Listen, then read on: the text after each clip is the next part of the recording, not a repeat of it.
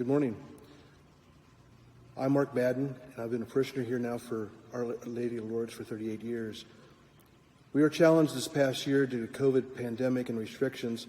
I can remember on March 15th, 2020, writing in my planner, that was our last day of Mass before the closure of all of the churches in our city.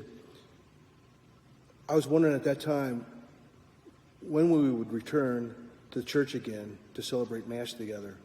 Like many of you, I watched Mass virtually on my TV or on my computer. It just wasn't the same for me, sitting in my living room or in front of the computer at my desk.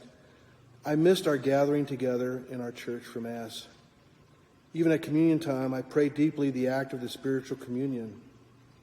But for me, we meet Christ in Holy Communion at Mass in a way far beyond any virtual experience. It also saddened me that during that pandemic shutdown, we had Holy Week and Easter occur during the second week of April, where we solemnly celebrate the sacred triduum of our church, the greatest mysteries of our redemption. Many of you may have watched our very first ever virtual attempt, the Stations of the Cross, on Good Friday using an iPad.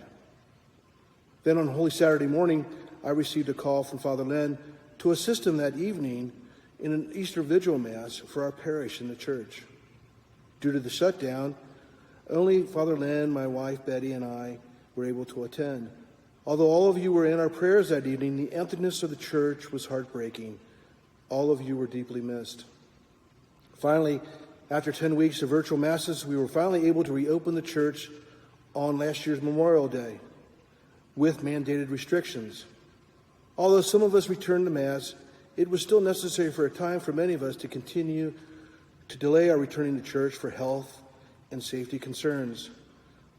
Now that the vaccines have rolled out and the case rates have dropped dramatically, the mandated restrictions are being removed. We are now able once again to hug our loved ones again for the very first time in a year. We are also having the opportunity to be with our parish community again at the ultimate celebration of love, the Eucharistic celebration. We also can now stop following the Mass virtually, with the exception of those who are homebound due to physical limitations or illnesses. But more importantly, the opportunity to start following our Lord with not only our heart and soul, but with our physical presence at church.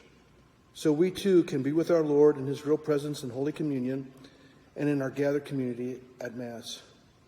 Thank you, and see you soon at Mass.